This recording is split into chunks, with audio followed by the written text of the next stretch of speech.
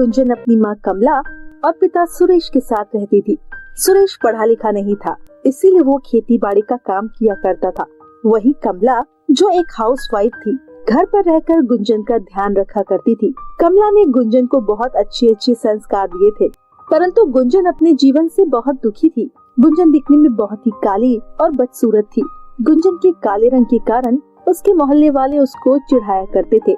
गुंजन के माता पिता को ये बिल्कुल पसंद नहीं था कि कोई उनकी बेटी को काली काली कहकर पुकारे, परंतु उनके माता पिता की कोई नहीं सुनता था और गांव के अधिकतर लोग गुंजन को कल्लो कहकर पुकारते थे। यहाँ तक कि गुंजन की क्लास के बच्चे भी उसे काली बिल्ली, अंधेरी रात और काला भालू कहकर बुलाया करते थे।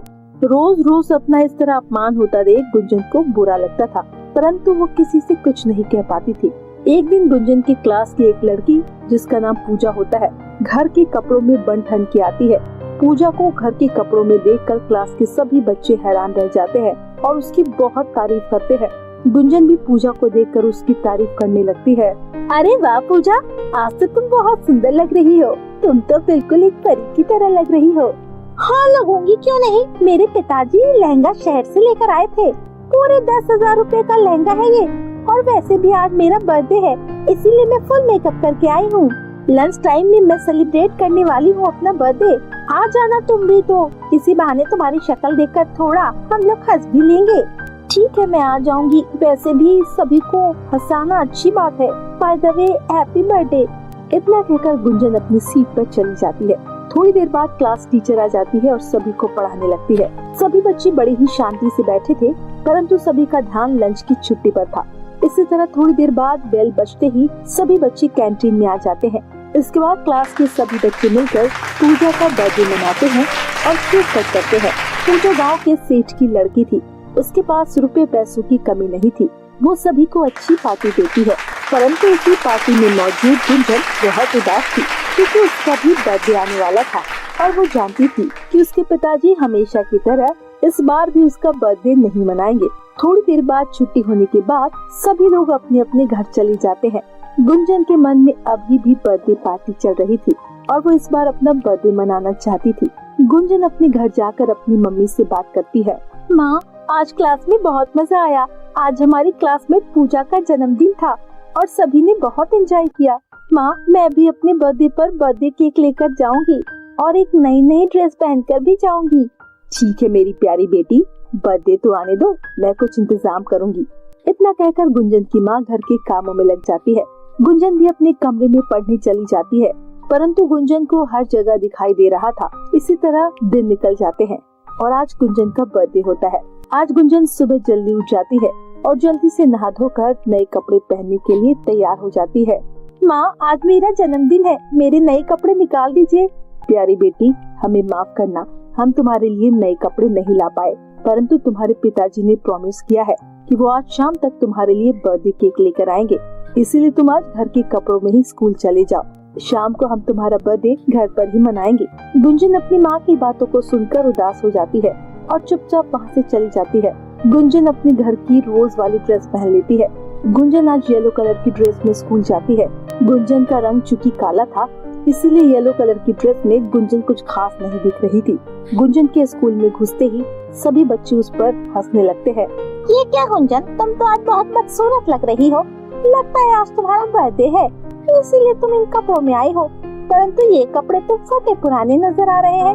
लगता है तुम्हारी शक्ल के लिए यही कपड़े बने हैं। इस तरह क्लास के सभी बच्चे उसका मजाक उड़ाते हैं। उसे कोई भी बर्थडे विश नहीं करता। वैसे पूजा, तुम्हारा बर्थडे केक नहीं दिखाई दे रहा, क्या तुम अपना बर्थडे हमारे साथ नहीं मनाना चाहती?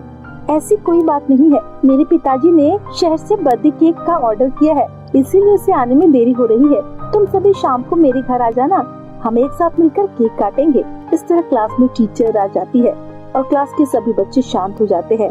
अरे लगता है आज गुंजन का बर्थडे है, हैप्पी बर्थडे गुंजन।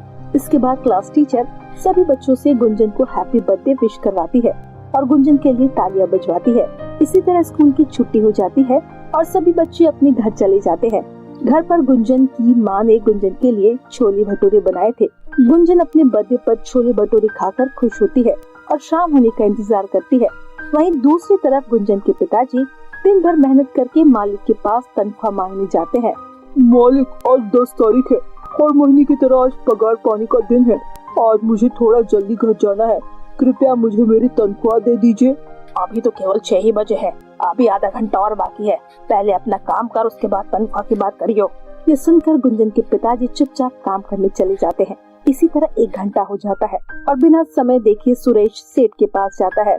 मालिक, समय हो गया है, अंधेरा हो गया है। कृपया मुझे घर जाने दीजिए और मेरी तनख्वाह दे दीजिए।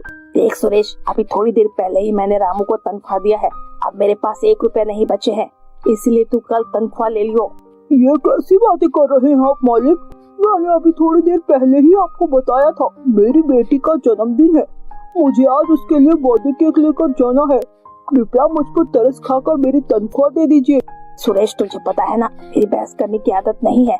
एक बार कह दिया ना कोई तनख्वाह नहीं है, चुपचाप यहाँ से चले जा, नहीं तो मेरे आदमी तुझे छोड़ेंगे नहीं। इसके बाद सुरेश सेठ के आगे बहुत गिड़ गया है, परंतु सेठ की कानों में जू नहीं रेंगती। अंत में सुरेश निराश होकर वहाँ से अपने घर जाने लगता है। थोड़ा आगे चलकर सुरेश को एक बूढ़े बाबा मिलते हैं। वो बूढ़े बाबा कड़ी ठंड में बाहर खड़े होते हैं और ठंड से कांप रहे होते हैं। क्या बात है साधु बाबा, आप इस तरह सड़क पर ठंड से कांप क्यों रहे हो? लगता है आप रास्ता भूल गए हैं। मुझे बताइए, मैं आपकी क्या मदद कर सकता हूँ? बेटा, मैं हिमालय की चोटियों से आ रहा हूँ, परंतु कई दिनों से मैंने खाना नहीं खाया है।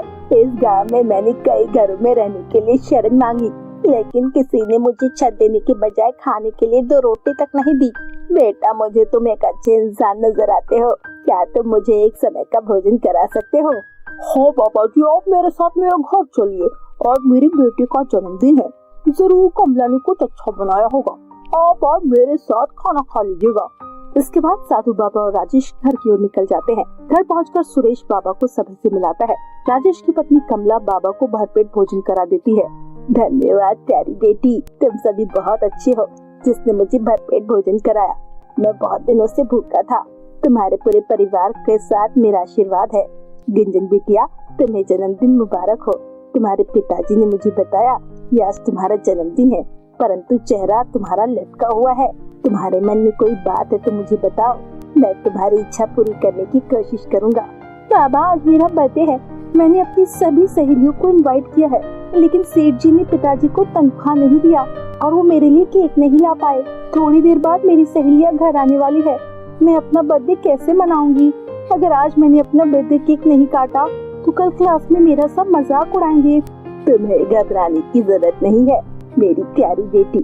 तुम्हारे माता पिता बहुत अच्छे दिल के हैं। उन्होंने मुझे भरपेट भोजन कराया, बदले में मैं तुम्हारी मदद तो कर सकता हूँ। इसके बाद बूढ़े बाबा अपनी जादुई शक्तियों से एक बर्थडे केक प्रकट कर देते हैं।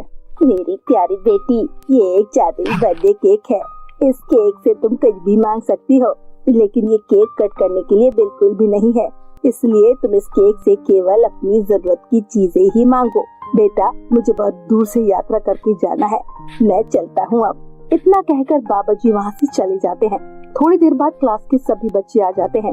गुंजन दूसरे कमरे में जादुई बर्थडे केक से बोलकर अपने लिए एक सुंदर सा ड्रेस और एक बर्थडे केक मांग लेती है। गुंजन वो ड्रेस पहनकर बहुत सुंदर लग रही थी।